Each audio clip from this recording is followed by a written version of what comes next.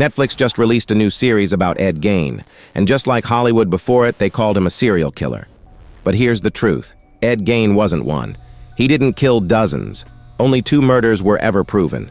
The rest? A mix of grave robbing, horror, and the imagination of filmmakers who turned one man's sickness into a legend. Psycho, the Texas Chainsaw Massacre, Silence of the Lambs. They all borrowed from him and built a monster that never really existed. So before you believe what Netflix shows you, let's talk about what they didn't.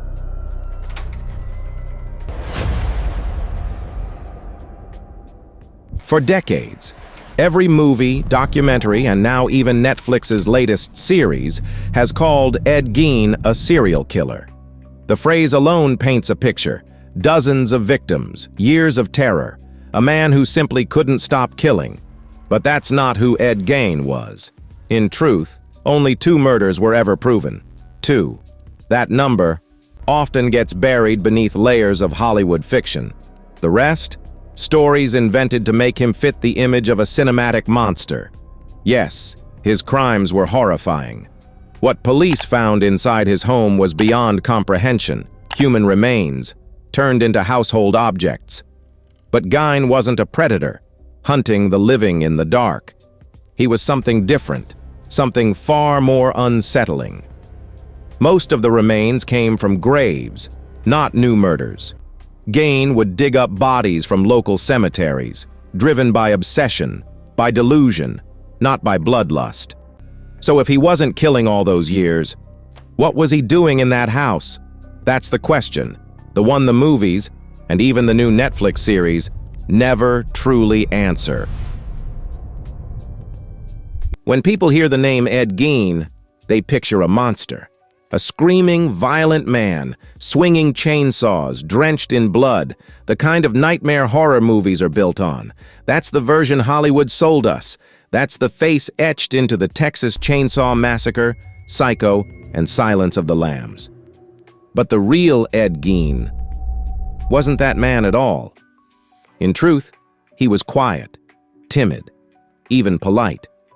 He lived alone in a decaying farmhouse on the edge of town, working odd jobs, flipping through pulp magazines, chatting with neighbors who called him strange, but gentle. He wasn't the raging maniac the screen created.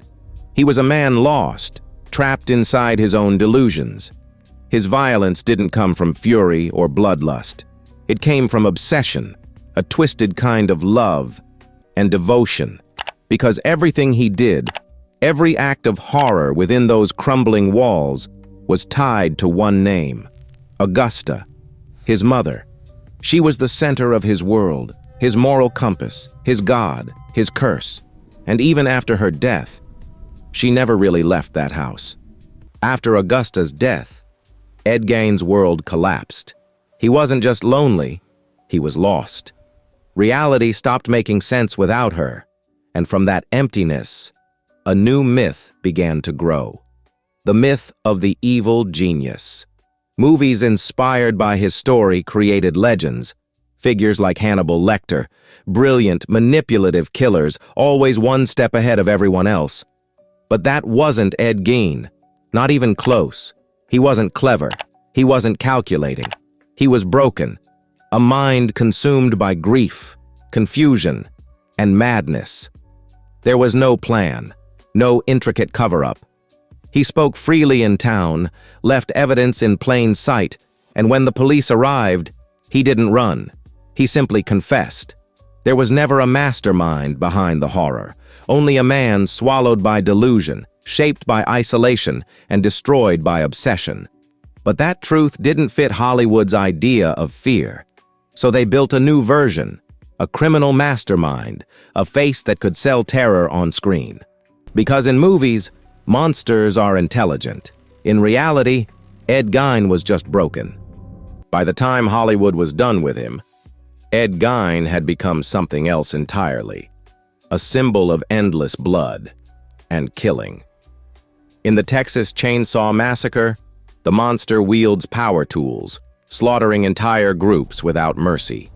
In Silence of the Lambs, he's reborn as a sadistic torturer, skinning his victims alive. Those scenes became legendary, shocking, grotesque, unforgettable, but none of it ever happened. The real story wasn't a killing spree, it was desecration, grave theft, psychosis. When police entered Ed Gein's farmhouse, they didn't find evidence of dozens of murders. They found what he'd taken from the dead, bodies stolen from graves, stitched together, arranged in ways too disturbing to comprehend. He wasn't a hunter of the living. He was a prisoner, trapped in a world of the dead. The difference between fact and fiction is massive. But Hollywood never wanted accuracy. It wanted terror. Because the truth, though already horrifying, wasn't enough for the big screen. Over the years, Ed Gein's story has been told and retold in books, in films, and now, once again, on Netflix.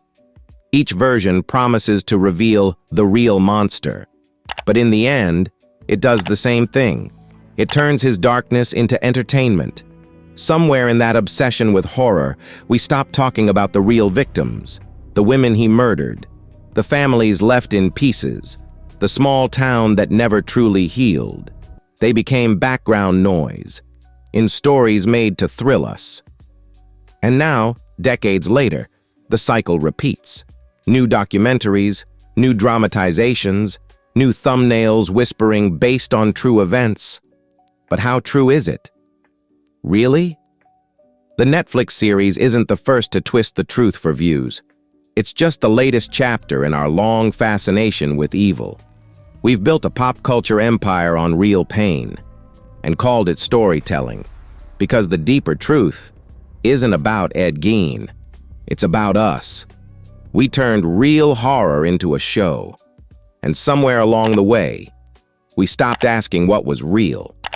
When you strip away the myths, the movies, the headlines, what's left isn't a legend. It's a man, deeply disturbed, trapped inside his own delusions, consumed by a grief he could never escape. Ed Gein wasn't a serial killer. He wasn't a criminal mastermind. He was a broken human being, shaped by isolation, twisted by obsession, and lost in a mind that no longer understood reality.